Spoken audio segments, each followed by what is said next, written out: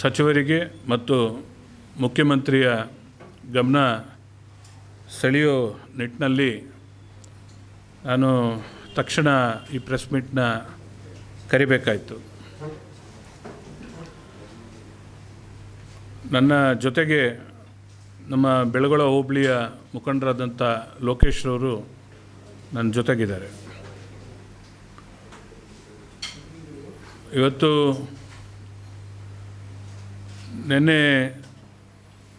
ಮೊನ್ನೆ ಇದರಲ್ಲಿ KRSನಲ್ಲಿ ಕಾವೇರಿ ತಾಯಿಗೆ ಬಾಗಿನ ಅರ್ಪಿಸಿದಂಥ ಕಾರ್ಯಕ್ರಮನ ನಾನು ಲೈವ್ ನೋಡಿದೆ. ವೇದಿಕೆ ಮೇಲೆ ಮಾನ್ಯ ಮುಖ್ಯಮಂತ್ರಿಗಳು ಆಡಿದ ಮಾತುಗಳನ್ನು ಗಮನಿಸಿದೆ. ಬಾಬು, ನಂದೊಂದು ಇಲ್ಲಿ ಒಂದು ಶಿಲಾನ್ಯಾಸ ಮಾಡಿಸಪ್ಪ, ಜೂನ್ ತಿಂಗಳಲ್ಲಿ 193 ವರ್ಷ ಆಗಿದೆ, ಶಿಲಾನ್ಯಾಸ ಮಾಡಿಸಪ್ಪ ಇಲ್ಲಿ, ಮಹೇಶ್ ಶಿಲಾನ್ಯಾಸ ಮಾಡಿಸಪ್ಪ ಅಂತ ಹೇಳಿದ್ದನ್ನು ನಾನು ಗಮನಿಸಿದೆ. ಅದ್ಯಾಕೋ ಗೊತ್ತಿಲ್ಲ, ನಮ್ಮ ಜಿಲ್ಲೆಯ ರಾಜಕೀಯ ಮುಖಂಡರು ಅಂದರೆ ಹಿಂದೆ ಒಂದು ಭಾಳ ಜವಾಬ್ದಾರಿಯುತವಾಗಿ ನಡ್ಕೊಳ್ತಿದ್ರು. ಇಡೀ ಸರ್ಕಾರ ನಮ್ಮ ಜಿಲ್ಲೆಯ ರಾಜಕೀಯ ಮುಖಂಡರುಗಳ ಮಾತಿಗೆ ಎದುರ್ತಿದ್ರು. ಯಾಕೆಂದರೆ ಅವರು ಜವಾಬ್ದಾರಿಯುತವಾಗಿ ನಡ್ಕೊತಾರೆ ಅಂತ. ಬಟ್ ಭಾಳ ದುರದೃಷ್ಟ, ನಮ್ಮ ಜಿಲ್ಲೆ ಜನಪ್ರತಿನಿಧಿಗಳು ಯಾರು ನ್ಯಾಯಕ್ಕಾಗಿ ಮಾತಾಡೋದನ್ನು ನಿಲ್ಲಿಸ್ದಂಗೆ ಕಾಣ್ತಾರೆ. ನೀರು ಕಟ್ಟೆಲಿದ್ದರೂ ಕೂಡ 90-95 ಅಡಿ ನೀರಿದ್ದರೂ ಕೂಡ ಕುಡಿಯೋ ನೀರು ಜಾನುವಾರುಗಳಿಗಾಗಲಿ ಅಥವಾ ನಿಂತಿರ್ತಕ್ಕಂಥ ಕಬ್ಬಿಗಾಗಲಿ, ತೆಂಗಿಗಾಗಲಿ, ಅಡಿಕೆಗಾಗಲಿ, ಕೆರೆ ಕಟ್ಟೆಗಳ ಸಂಪೂರ್ಣ ತುಂಬಿಸೋಕ್ಕಾಗಲಿ ನೀರು ಕೊಡಲಿಲ್ಲ. ಮೇ ತಿಂಗಳಲ್ಲಿ ನೀರು ನಿಲ್ಲಿಸಿದ್ರು. ಮೇ ತಿಂಗಳಿಂದ ಇಲ್ಲಿವರೆಗೂ ಕೂಡ ನಾಲೆಗೆ ನೀರು ಕೊಡಲಿಲ್ಲ. ಕಟ್ಟೆ ತುಂಬಿಕೊಳ್ಳದೆ ಏನಾಗುತ್ತೆ? ಜನಕ್ಕೆ ನೀವು ನೀರು ಕೊಟ್ಟರಲ್ವ ಕಟ್ಟೆ ಖಾಲಿ ಆಗೋದು. ಮತ್ತು ಅದು ಜೂನ್ ತಿಂಗಳಲ್ಲೋ ಜುಲೈ ತಿಂಗಳಲ್ಲೋ ತುಂಬಿಕೊಳ್ತೋದು, ಆಗಸ್ಟಲ್ಲೋ ತುಂಬಿಕೊಳ್ಳೋದು ನಡೀತಿತ್ತು. ನೀವು ಜನಕ್ಕೆ ನೀರೇ ಕೊಡ್ತಾ ಇಲ್ವಲ್ಲ. ನೀವೇನಿದ್ರು ಕಾಂಟ್ರಾಕ್ಟ್ರ್ ಪರ. ನೀವು ಇಲ್ಲಿರ್ತಕ್ಕಂಥ ರಾಜಕೀಯ ನಾಯಕರುಗಳು ಕಾಂಟ್ರಾಕ್ಟ್ರ್ ಪರ. ಜಿಲ್ಲೆಯ ಜನದ ಪರವಾಗಿ ನೀವು ನೀರು ಕೊಟ್ಟಿದ್ದಿದ್ರೆ ಜೂನ್ ತಿಂಗಳಲ್ಲಿ ನೀರು ತುಂಬಿಕೊಳ್ಳೋದು ಹೆಗ್ಗಳಿಕೆ ಅಂತ ನೀವೇನಾದ್ರು ಅಂದ್ಕೊಂಡಿದ್ರೆ, ನೀವು ಮಾಡ್ಕೊಂಡಿರೋ ಒಂದು ಪರಿಸ್ಥಿತಿಗೆ ಅದನ್ನು ನಾಚಿಕೆಗೇಡು ಅಂತ ನಾನು ಕರಿತೀನಿ. ಅದಕ್ಕೆ ಬೇರೆ ಶಿಲಾನ್ಯಾಸ ಮಾಡಿಸಿ ಅಂತ.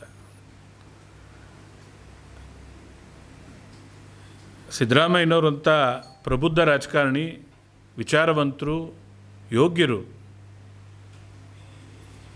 ಯಾರ ಮಾರ್ಗದರ್ಶನದಲ್ಲಿ ಈ ಥರದ ಎಡವಟ್ಟು ಮಾಡಿದ್ರು ಅಂತ ನನಗೆ ಅರ್ಥ ಆಗ್ತಾಯಿಲ್ಲ. ಕಟ್ಟೆಯಲ್ಲಿ ನೀರು ತುಂಬಿದ್ದಕ್ಕೆ ಶಿಲಾನ್ಯಾಸ ಮಾಡಿಸಿ ಒಂದು ಇದನ್ನೇ ಸ್ಥಾಪಿಸ್ಬಿಡಪ್ಪ ಅಂತ ಬಾಬು ಶಿಲಾನ್ಯಾಸ ಮಾಡಿಸು ಅಂತ ಪದ ಬಳಸಿದ್ರು. ಜಿಲ್ಲೆ ಜನಕ್ಕೆ ನೀರು ಕೊಡಲಿಲ್ಲ. ಕಬ್ಬು, ಭತ್ತ ಒಡಗಡಿತಿತ್ತು ಕೆಲವ್ರಿಗೆ. ಎಲ್ಲರದು ಏನು ಭತ್ತ ಆಗ್ಬಿಟ್ಟಿಲ್ಲ, ಒಡಗಡಿತಿತ್ತು, ನೀರಿತ್ತು. ಒಂದು ಕಟ್ಟು ನೀರು ಕೊಟ್ಟಿದ್ದರೆ ಭತ್ತ ಆಗಿರೋದು. ಇವತ್ತು ನೀವು ನಮ್ಮ ಸಂಬಂಧಪಟ್ಟ ಅಧಿಕಾರಿಗಳ ಹತ್ರ ಮಾಹಿತಿ ತಗೊಳ್ಳಿ. ಕಂಪ್ಲೀಟ್ ಇಳುವರಿ ಡೌನ್ ಆಯಿತು. ರೈತರ ಭತ್ತ ಇಳುವರಿ ಸಂಪೂರ್ಣ ಕುಂಠಿತವಾಯಿತು. ನೀವು ಇದನ್ನು ಮಾಹಿತಿ ತಗೊಳ್ಳಿ. ಕುಂಠಿತ ಆಯಿತು ಅಂದರೆ ಯಾಕಾಯಿತು ಅಂದರೆ ಕಡೆಯಲ್ಲಿ ನಾವು ಹಳ್ಳಿ ಕಡೆ ನಮ್ಮ ಭಾಷೆಯಲ್ಲಿ ಹೇಳ್ತಾರೆ ಹೊಟ್ಟೆ ಆಗಿತ್ತು ಭತ್ತ ಅಂತ. ಆ ಟೈಮಲ್ಲಿ ನೀರು ಕೊಡಲಿಲ್ಲ ಇವರು. ಹೆಚ್ಚು ಕಮ್ಮಿ 30% ರೈತರಿಗೆ ಭತ್ತ ಆಗಲಿಲ್ಲ, ಅದು ಜಳ್ಳಾಯಿತು. ನೀವು ಇದನ್ನು ಸಾಧಿಸ್ಬಿಟ್ಟು ಕಲ್ಲು ಹಾಕ್ಸ್ಕೊಳ್ಳೋಕೆ ಹೊರಟಿದ್ದೀರಾ. ಜೂನ್ ತಿಂಗಳಲ್ಲಿ ತುಂಬಿಡ್ತು ಅಂತ ಸಂತೋಷಪಟ್ರಲ್ಲ ನೀವು, ನಿಮ್ಮ ಸರ್ಕಾರ. ಅದು ಮಂಡ್ಯ ಜಿಲ್ಲೆಯಲ್ಲಿ ಕೃಷಿ ಸಚಿವನ್ನ ಇಟ್ಕೊಂಡು. ಇದು ನಾಚಿಕೆಗೇಡಲ್ವಾ? ಮಂಡ್ಯ ಜಿಲ್ಲೆದೇ ಕೃಷಿ ಸಚಿವ. ನಾಲೆಗಳಿಗೆ ನೀರಿಲ್ಲ ಅಂತ ರೈತರು ಪರಿತಪಿಸ್ತಾ ಇದ್ದಾರೆ. ನಾನೊಬ್ಬ ಮಾಜಿ ಶಾಸಕ. ನನಗೆ ದಿನ ಬೆಳಗ್ಗೆ ಎದ್ದರೆ 40ರಿಂದ 50 ಫೋನ್ ನಾನು ರಿಸೀವ್ ಮಾಡ್ತಾಯಿದ್ದೀನಿ ರೈತರದು. ಅವ್ರು ಯಾವ ಪಾರ್ಟಿಗೆ ಸೇರಿದವರಲ್ಲ, ಯಾವ ಕಾರ್ಯಕರ್ತರು ಅಲ್ಲ. ಜನ ನಂಬರ್ಗಳು ತಗೊಂಡು ಮಾಡ್ತಾಯಿದ್ದಾರೆ. ಏನು ಮಾಡ್ತಾಯಿದ್ದೀರಿ ಸರ್? ಎಲ್ಲರೂ ಒಬ್ಬರು ಕೇಳ್ತಾ ಇಲ್ವಲ್ಲ. ನಮ್ಮ ನಾಲೆಗಳಿಗೆ ನೀರು ಬಿಟ್ಟಿಲ್ಲ, ಕಬ್ಬು ಒಣಗೋಗ್ತಾ ಇದೆ, ಭತ್ತ ಈ ಥರ ಅಧ್ವಾನ ಆಯಿತು, ತೆಂಗು ಮೊದಲೇ ಅದು ಹೋಗಿದೆ, ಬೆಳೆ ಹೋಗಿದೆ, ತುಂಬ ಕ್ರಾಪ್ ಕಮ್ಮಿ ಇದೆ, ಅಡಿಕೆ ಗಿಡಗಳು ತುಂಬ ನಿಂತಿದೆ, ನೀರಿಲ್ಲ, ಒಣಗ್ತಾ ಇದೆ. ಮೇ ತಿಂಗಳು ಕೊನೆಯಲ್ಲಿ ನಮಗೆ ನೀರು ನಿಲ್ಲಿಸಿದವರು ಈ ತನಕ ನಮಗೆ ನೀರು ಕೊಟ್ಟಿಲ್ಲ. ಯಾವ ಸಾರಿನೂ ಈ ಥರ ಪರಿಸ್ಥಿತಿಲಿ ಮಧ್ಯದಲ್ಲಿ ನೀರು ಕೊಡದೇ ಇರೋ ವಿಚಾರ ಇಲ್ಲ. ಮಧ್ಯದಲ್ಲಿ ಒಂದು ಸಲ ನೀರು ಕೊಟ್ಟು ಯಾವುದೇ ಕಾಮಗಾರಿಗಳು ನಡೀತಿದ್ರೂ ಕೂಡ ಅದನ್ನು ನಿಲ್ಲಿಸಿ ಮಧ್ಯೆ ಒಂದು ನೀರು ಕೊಟ್ಟು 1 ವಾರ 10 ದಿವಸ ನೀರು ಕೊಟ್ಟು ನಂತರ ಅದನ್ನು ನಿಲ್ಲಿಸಿ ಕಾಮಗಾರಿನ ನಡೆಸಿರೋವಂಥ ಇತಿಹಾಸ ಈ ತನಕ ನಮ್ಮ ಜಿಲ್ಲೆಯಲ್ಲಿ ಇರ್ತಕ್ಕಂಥದ್ದು. ಅದೇನು ಆಶ್ಚರ್ಯನೋ ಈ ಸಲ ರೈತರ ಪರವಾಗಿ ಇಲ್ಲಿ ಕೃಷಿ ಸಚಿವರೇ ನಿಲ್ಲಿಲ್ಲ. ರೈತರು ಪರವಾಗಿ ನಿಲ್ಲಬೇಕಾದವರು ಅವರೇ ನಿಲ್ಲಿಲ್ಲ. ಯಾವ ಸಂತೋಷಕ್ಕೆ ಶಿಲಾನ್ಯಾಸ ಮಾಡಿಸ್ಕೊಳ್ಳೋಕೆ ಹೊರಡ್ತೀರ? ಅಲ್ಲಿ ಜಿಲ್ಲೆ ಜನರ ಬೆಳೆ ಹಾಳು ಮಾಡಿ ಶಿಲಾನ್ಯಾಸ ಕೇಳಿದ್ದೀರಲ್ಲ, ಯಾವ ಸಂತೋಷಕ್ಕೆ ಮಾಡಿಸ್ಕೊಳ್ತಾ ಇದ್ದೀರಿ?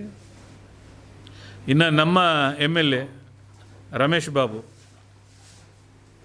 ಅವರು ಯಾರೋ ಮಾಧ್ಯಮದವರು ನಮ್ಮ ಸ್ನೇಹಿತರು ಕೇಳಿದಾಗ ರೈತರು ಕೇಳ್ತಾ ಇದ್ದಾರೆ, ನೀರು ಕೇಳ್ತಾ ಇದ್ದಾರೆ ಅಂತ ಮಾಧ್ಯಮದವ್ರು ಕೇಳಿದಾಗ ರೈತರಿಗೇನು ಕೆಲಸ ಇಲ್ವಾ ಅಂದರು. ಎಲ್ಲಿ ಏನಕ್ಕೆ ರಾಜಕಾರಣ ಮಾಡ್ತಾ ಇದ್ದೀರಿ ನೀವುಗಳು ಅಂತ ನಮ್ಗೆ ಅರ್ಥ ಆಗ್ತಾ ಇಲ್ಲ. ಅರೆ ನಾವೆಲ್ಲ ಮಂಡ್ಯ ಜಿಲ್ಲೆ ರೈತರೇ ಭಾಳ ದೊಡ್ಡ ಪ್ರಮಾಣದಲ್ಲಿ ಇರ್ತಕ್ಕಂಥವ್ರು. ರೈತರು ನೀರು ಕೇಳಿದ್ರೆ ನಾಲೆಗೆ ವಾಸ್ತವಿಕವಾಗಿ ಏನಿದೆ ತಿಳ್ಕೊಳ್ಳದೆ ರೈತರಿಗೆ ಕೆಲಸ ಇಲ್ಲ ಅಂತ ಮಾತಾಡುವಂಥದ್ದು ಧೈರ್ಯ ಹೆಂಗೆ ಮಾಡ್ತೀರಿ? ಅದು ಹೆಂಗೆ ಹಳ್ಳಿ ಮೇಲೆ ಹೋಗಿ ನೀವು ಜನರನ್ನ ಭೇಟಿ ಮಾಡ್ತಾಯಿದ್ದೀರಿ? ನನಗೆ ಅರ್ಥ ಆಗ್ತಾ ಇಲ್ಲ. ಜನರ ಸಮಸ್ಯೆಗಳನ್ನ ನಿಭಾಯಿಸಬೇಕಾದಂಥ ನೀವುಗಳು ಜನರ ಬಗ್ಗೆ ಇಷ್ಟು ಕೇವಲವಾಗಿ ಮಾತಾಡೋದಾದರೆ ಅವ್ರಿಗೆ ಕೆಲಸ ಇಲ್ವಾ, ನಾನು ಒಬ್ಬ ರೈತ ಅಲ್ವಾ, ನನಗೆ ಗೊತ್ತಿಲ್ವಾ ನೀರು? ಹೌದಾ? ಯಾರಾದ್ರೂ ಮೇ ತಿಂಗಳಲ್ಲಿ ನೀರು ನಿಲ್ಲಿಸ್ಬಿಟ್ಟು ಇವತ್ತು ತನಕ ನೀರು ಕೊಡದೇ ಇರೋದು ಒಪ್ಪುವಂಥದ್ದ? ಯಾವ ಕಾಲದಲ್ಲಿ ಕೊಟ್ಟಿತ್ತು ಅಂತ ಬೇರೆ ಕೇಳಿದ್ರು ಅವರು. ತೆಗೆದು ನೋಡಲಿ ದಾಖಲೆಗಳನ್ನ. ಅಟ್ಲೀಸ್ಟ್ ಮಧ್ಯದಲ್ಲಿ ಒಂದು ನೀರು ಕೊಟ್ಟಿದ್ರೆ ಎಷ್ಟು ಭತ್ತ ಇಳುವರಿ ಜಾಸ್ತಿ ಆಗಿರೋದು, ಕಬ್ಬು ಉಳಿದಿರೋದು. ಇವತ್ತು ನಮ್ಮಲ್ಲಿ ಶುಗರ್ ಫ್ಯಾಕ್ಟ್ರಿಗಳಿದೆ, ಮಂಡ್ಯ ಶುಗರ್ ಫ್ಯಾಕ್ಟ್ರಿ, ಕೊಪ್ಪ, ಅನೇಕ ಸಾವಿರಾರು ಆಲೆಮನೆಗಳು ನಮ್ಮ ಜಿಲ್ಲೆಯಲ್ಲಿದೆ. ಕಬ್ಬು ಸಂಪೂರ್ಣವಾಗಿ ಒಣಗ್ತಾ ಇದೆ, ಅದರ ಒಂದು ಸತ್ವನ ಕಳ್ಕೊಳ್ತಾ ಇದೆ. ಇದು ನೋಡಿ, ಇವತ್ತು ಬೆಳಗ್ಗೆ ನಾನೀಗ ಇಲ್ಲಿಂದ ಹೊರಟ ಮೇಲೆ ನಗುನಳ್ಳಿ ರೈತರು ತೋರಿಸ್ರಿ ಅಣ್ಣ ಈ ಸ್ಥಿತಿಲಿದೆ ಮಂಡ್ಯ ಜಿಲ್ಲೆ ಕಬ್ಬು,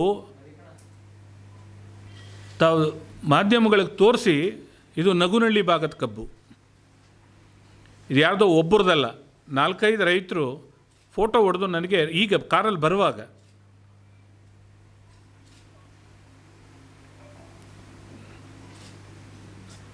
ನಾನು ಇದನ್ನು ನಿಮಗೆ ಕೊಡ್ತೀನಿ, ತಾವು ಕ್ಲೋಸಪ್ ಮಾಡ್ಕೊಳ್ಳಿ, ಇದು ಹಾಕಿ. ಯಾಕೆಂದರೆ ನಾವು ರೈತರಿಗೆ ಹೋಗಲಿ, ನೀರು ಇಲ್ದಿದ್ರೆ ಬೇಡ, ನೀರಿದ್ದು ಕೂಡ ಒಬ್ಬ ಕಾಂಟ್ರಾಕ್ಟ್ರಿಗೋಸ್ಕರ ನಿಮ್ಮ ರಾಜಕೀಯದ ಒಂದು ಉಳಿವಿಗೋಸ್ಕರ ನೀವು ಇಡೀ ಜಿಲ್ಲೆ ರೈತರನ್ನ ಬಲಿ ಕೊಡ್ತೀರಾ ಅನ್ನೋದಾದರೆ ಇದು ಈ ಸರ್ಕಾರಕ್ಕೆ ನಾಚಿಕೆಡ್ತಾನೆ.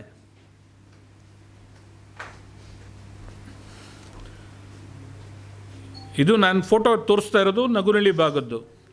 ಇನ್ನು ನಮ್ಮ ದರ್ಸ್ಕುಪ್ಪೆ ಭಾಗ,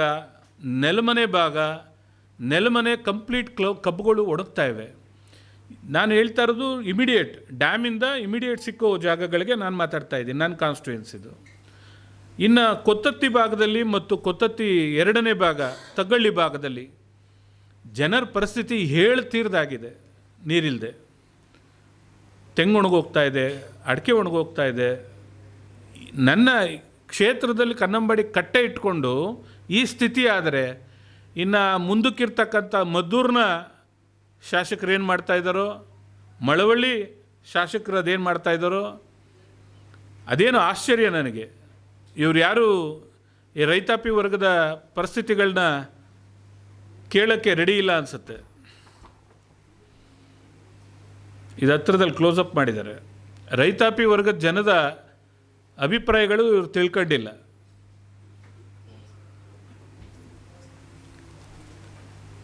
ಭತ್ತ ಖರೀದಿ ನಮ್ಮ ರಾಜ್ಯದಲ್ಲಿ ಕಳೆದ ಸಾರಿ ಎಲ್ಲ ನೋಂದಾವಣೆ ಮಾಡ್ಕೊಳ್ಳಿ ಅಂತ ಸರ್ಕಾರ ಹೇಳಿಬಿಟ್ರು. ಜನ ಗೊಂದಲದಲ್ಲಿ ಪಾಪ ಪರದಾಡಿಕೊಂಡು ಕಳೆದ ಸಾರಿ ಸರ್ಕಾರದ ಜೊತೆಲಿ ನೋಂದಣಿ ಮಾಡ್ಕೊಳ್ಳೋದು ಎಲ್ಲಿ, ಯಾವ ರೀತಿ ಪ್ರೊಸೀಜರು, ಅದೇನೋ ಹೊಸ ಕಾನೂನು ತಂದುಬಿಟ್ಟಿದ್ದಾರೆ, ಅದು ಇದು ಎಲ್ಲ ಪರದಾಡ್ಬಿಟ್ರು. ಸರ್ಕಾರ ಕೊನೆಯಲ್ಲಿ ಕೈ ಕೊಡ್ತು, ಭತ್ತ ಖರೀದಿ ಮಾಡಲಿಲ್ಲ.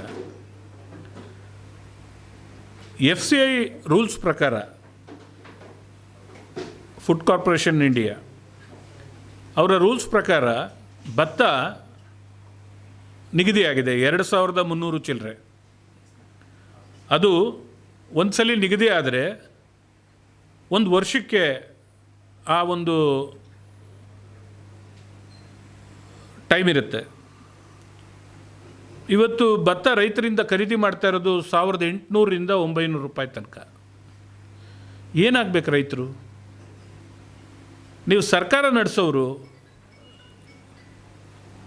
ಕೃಷಿ ಸಚಿವರು, ಮಂಡ್ಯ ಜಿಲ್ಲೆಯವರು, ನೀವು ಕೇಂದ್ರದಲ್ಲಿ ಮಾವು ಅನ್ಯಾಯ ಆಗಿದೆ, ನ್ಯಾಯ ಕೊಡಿ ಅಂತ ಕೇಳಿ ಇವತ್ತು ನಮ್ಮನ್ನು ಕುಮಾರಸ್ವಾಮಿಯವರು ಬೆಂಬಲ ಬೆಲೆನ ಕೊಡಿಸಿದ್ದಾರೆ. ನಾವು ಕೂಡ ಅವ್ರಿಗೆ ರಿಕ್ವೆಸ್ಟ್ ಮಾಡಿದ್ದೀವಿ, ಕೇಂದ್ರದಿಂದ ಸ್ವಲ್ಪ ರೈತರ ಬೆಂಬಲ ಬೆಲೆ ಸಿಕ್ಕಬೇಕು ಭತ್ತಕ್ಕೆ ಅಂತ. ರಾಜ್ಯ ಸರ್ಕಾರ ನಾವು ರೈತರ ಹಿತ ಕಾಯ್ತೀವಿ ಅಂಥೇಳಿ ಹೇಳ್ತಾರಲ್ಲ, ಕಳೆದ ಸಾರಿ ಕೈ ಕೊಟ್ಟರು, ಭತ್ತ ಖರೀದಿ ಮಾಡಲಿಲ್ಲ. 1800-900 ರೂಪಾಯಿಗೆ ರೈತ ಭತ್ತ ಮಾರೋದಾದರೆ ನೀವೆಲ್ಲರೂ ರೈತರೇ ಇಲ್ಲಿ ಬಹುತೇಕರು ತಾವೇ ಹೇಳಿ, 1800 ರೂಪಾಯಿ ಭತ್ತ ಮಾರಿದ್ರೆ ನಮಗೆ ರೈತರು ಉಳಿಯೋಕ್ಕೆ ಸಾಧ್ಯನಾ? ಯಾಕೆ ಯುವಕರು ವ್ಯವಸಾಯ ಬಿಡ್ತಾ ಇದ್ದಾರೆ?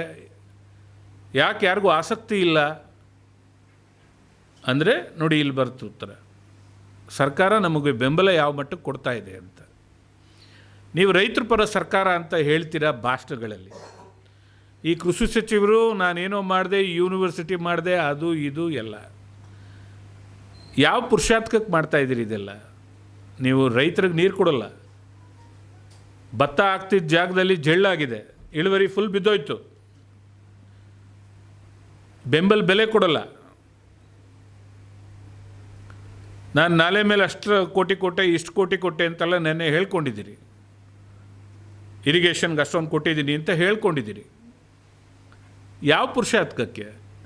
ರೈತರು ಬೆಳೆಗೆ ನೀವು ಸ್ಪಂದಿಸೋಕ್ಕಾಗಲಿಲ್ಲ ಅಂದರೆ, ನೀರು ಕೊಡೋಕ್ಕಾಗಲಿಲ್ಲ, ಅವ್ರ ಬೆಳೆನ ಖರೀದಿ ಮಾಡೋಕ್ಕಾಗಲಿಲ್ಲ, ರೈತರು ಭಾವನೆಗಳಿಗೆ ಮರ್ಯಾದೆ ಕೊಡೋಕ್ಕೆ ನಿಮ್ಗೆ ತಯಾರಿಲ್ಲ ಅನ್ನೋದಾದರೆ, ನೀವು ನಾಲೆಗಳಿಗೆ ಅಷ್ಟೇನೋ ಕೊಟ್ಟು 3000 ಕೊಟ್ಟಿದ್ದೀನಿ, ಕೇಳ್ಕೊಳಪ್ಪ ಅಂತೆಲ್ಲ ಹೇಳ್ತಿರಲ್ಲ, ಏನು ನೆಕ್ಕೊಳ್ಳೋದು ಅದನ್ನು ನಾವು? VC ನಾಲೆ ಆಧುನೀಕರಣಕ್ಕೆ ಕುಮಾರಸ್ವಾಮಿ ಅವರಿದ್ದಾಗ ಮಂಜೂರಾಗಿರ್ತಕ್ಕಂಥದ್ದು. ನೀವು ಸಡಗರದಲ್ಲಿ ಮಾಡ್ಕೊತಾ ಇದ್ದೀರಿ ಅದನ್ನು, ಅಡಿಷನಲ್ ಆಗಿ ಸೇರಿಸ್ಕೊಂಡು 1 to ಡಬಲ್ ಮಾಡಿಕೊಂಡು ಅದನ್ನು ಎಲ್ಲರೂ ತಾವು ಭಾಳ ಸಡಗರದಲ್ಲಿ ಮಾಡ್ಕೊತಾ ಇದ್ದೀರಿ. ನಿಮ್ಮ ಸಡಗರ ಸಂಭ್ರಮ ಯಾಕೆ ಅನ್ನೋದ್ರ ಬಗ್ಗೆನೂ ಮುಂದೊಂದು ದಿವಸದಲ್ಲಿ ಹೇಳೋಣ.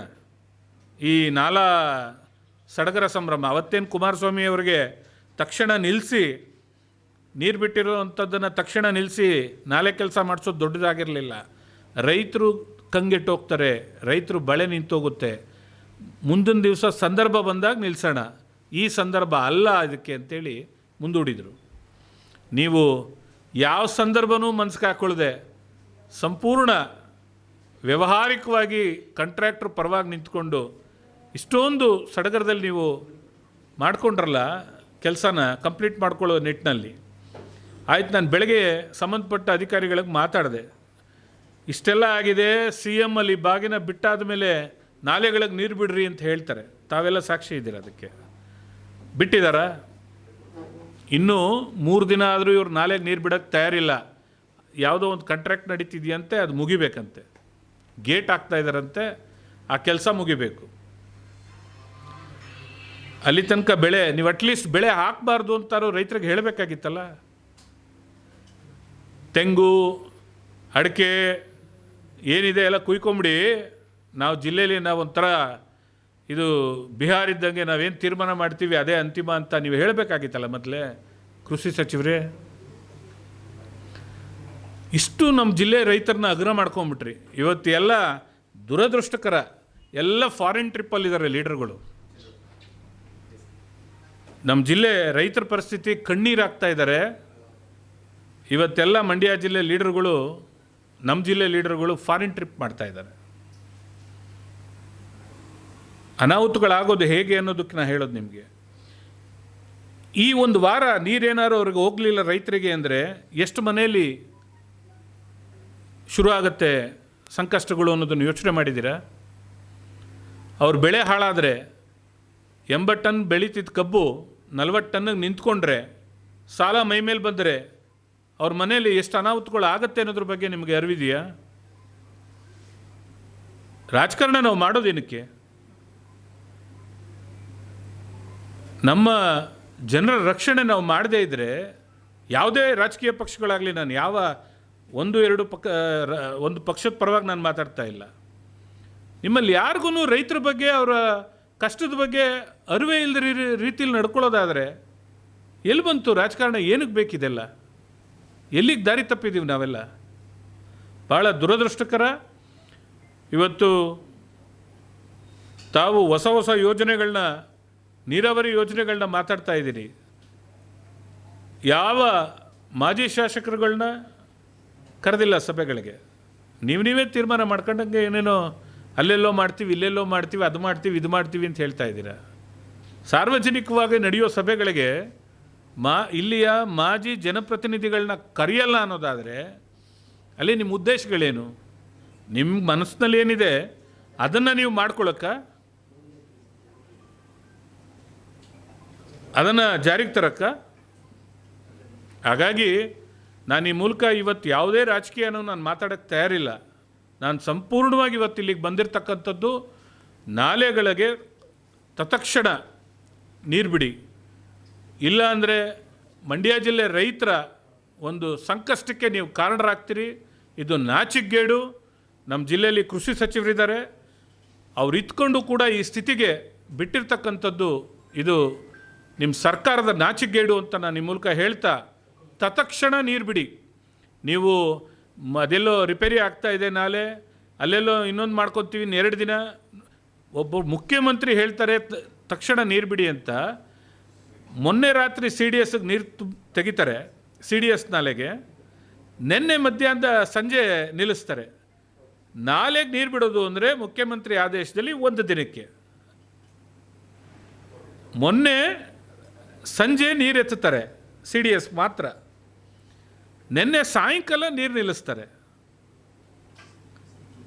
ನೀರು ಎತ್ತಿದ್ರು ಅಂತ ರೈತರೆಲ್ಲ ಅವರೆಲ್ಲ ಇದನ್ನು ಕ್ಯಾನ್ಸಲ್ ಮಾಡಿಕೊಂಡು ಜಮೀನು ಕಡೆ ತಿರುಗಿ ನಿಂತ್ಕೊಂಡಿದ್ದಾರೆ. ಈಗ ನೀರು ತಪ್ಪಾಕಿದ್ದಾರೆ.